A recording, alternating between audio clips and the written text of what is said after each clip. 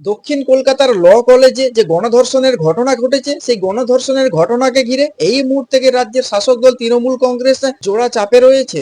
এর মধ্যেই আবার তৃণমূল কংগ্রেসের মধ্যে কোন দল, যেটা সোশ্যাল সাইটে প্রকাশ্যে চলে আসছে, কলেজের ধর্ষণ কাণ্ডে অভিযুক্তদের তৃণমূল যোগ নিয়েই আগেই অস্বস্তিতে পড়েছিল শাসক শিবির। সাংসদ বিধায়ক যে বিতর্কিত মন্তব্য এবং দুই সাংসদের যে বাকযুদ্ধ সোশ্যাল মিডিয়াতে চলছে, যেটা নিয়ে বিড়ম্বনায় পড়েছে রাজ্যের শাসক দল তৃণমূল কংগ্রেস। এদিকে প্রধান বিরোধী দল বিজেপি তাদের প্রতিবাদ কর্মসূচি জারি রেখেছে। রবিবারও পথে নেমেছে শুভেন্দু অধিকারী, মিছিল করেছে গোলপার্ক থেকে গড়িয়াহাট পর্যন্ত।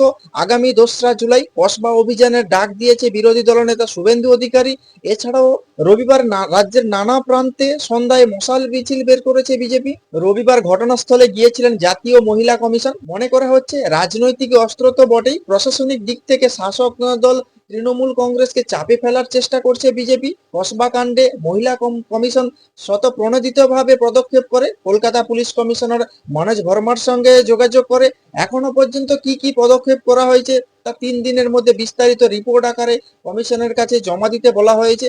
রবিবার ঘটনাস্থল পরিদর্শনে যান কমিশনের সদস্যা অর্চনা মজুমদার। নির্যাতিতার পরিবার জানিয়েছে তারা এই মুহূর্তে সিবিআই তদন্ত চায় না, পুলিশি তদন্তের উপর তাদের আস্থা রয়েছে। এসবের মাঝে রবিবার নিজেদের মতো করে তদন্ত এগিয়ে নিয়ে গেছে কলকাতা পুলিশ।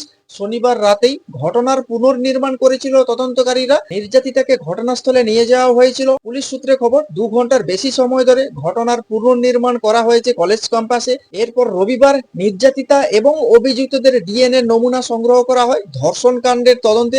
শনিবার একটি বিশেষ তদন্তকারী দল গঠন করেছে লালবাজার। সেই দলের আরো 4জনকে যুক্ত করা হয়েছে। তার মধ্যে রয়েছে একজন মহিলা সাব ইন্সপেক্টর। পুলিশ নিজেদের মতো কাজ করলেও শাসক দলের অন্দরে বিতর্ক থামছেই না। কলেজে ধর্ষণ কাণ্ড নিয়ে তৃণমূল সাংসদ কল্যাণ বন্দ্যোপাধ্যায় এবং দলীয় বিধায়ক মদন মিত্রের মন্তব্য নিয়ে বিভিন্ন মহলে এই মুহূর্তে সমালোচনা শুরু হয়েছে এবং দূরত্ব তৈরি করছে দল।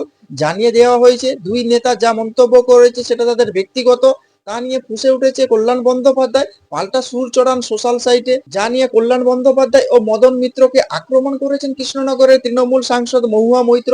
সোশ্যাল মিডিয়াতে লিখেছেন, ভারত নারী বিদ্বেষ দলের গণ্ডিতে আটকে নেই, কিন্তু তৃণমূল অন্য দল থেকে আলাদা করে একটাই বিষয়, আমরা এই ধরনের বিরক্তিকর মন্তব্যের প্রতিবাদ করি, তা সে যেই করুক না কেন। মহুয়া মৈত্রের এই মন্তব্য নিয়ে আবার প্রতিবাদ করতে দেখা যায় কল্যাণ বন্দ্যোপাধ্যায়কে। তিনি বলেছেন তিনি নারী বিদ্বেষী নন, কেবলমাত্র একজন নারীকে ঘৃণা করেছেন, সে নারী আর কেউ নন, তিনি কৃষ্ণনগরের সাংসদ মহুয়া মৈত্র। এছাড়াও কল্যাণ বন্দ্যোপাধ্যায় কটাক্ষর সুরে আরো বলেন, 1.5 মাসের হানিমুন শেষ করে দেশেই ফিরে উনি আবার পেছনে লাগা শুরু করেছেন। 2026-এর পশ্চিমবঙ্গে বিধানসভা নির্বাচন, তার আগে নেতাদের মধ্যে এই দ্বন্দ্ব দলকে অস্বস্তিতে ফেলেছে, মেনে নিচ্ছে তৃণমূল কংগ্রেসের অনেকেই। কসবার ধর্ষণের ঘটনা নিয়ে বিতর্কিত মন্তব্যের জন্য রবিবার মদন মিত্রকে শোকজ করেছে তৃণমূল কংগ্রেস। রবিবার দলের রাজ্য সভাপতি সুব্রত বক্সী শোকজের চিঠি পাঠিয়ে দিয়েছে মদন মিত্রকে।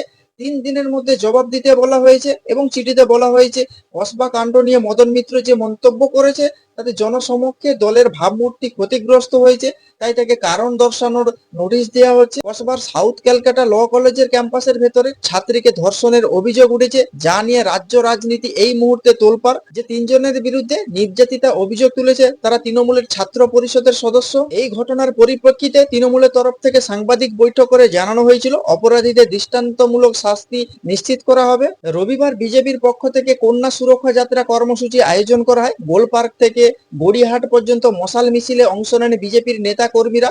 কর্মসূচি শেষে শুভেন্দু অধিকারী বলেন, আর বাড়িতে বসে থাকবেন না, পার্ক স্ট্রিট, কামদুনি, হাঁসখালি, আরজিকর এবং কসবার ঘটনার কন্যা সুরক্ষা যাত্রা চলবে। এই ঘটনার প্রতিবাদে শাসক দল তৃণমূল কংগ্রেস এবং কলকাতা পুলিশকে একযোগে আক্রমণ করতে দেখা যায় রাজ্যের বিরোধী দলনেতা শুভেন্দু অধিকারীকে। এই কর্মসূচি থেকে বিজেপি জানায় নির্যাতিতার পরিবারের পাশে দাঁড়াতে তারা আন্দোলন চালিয়ে যাবে।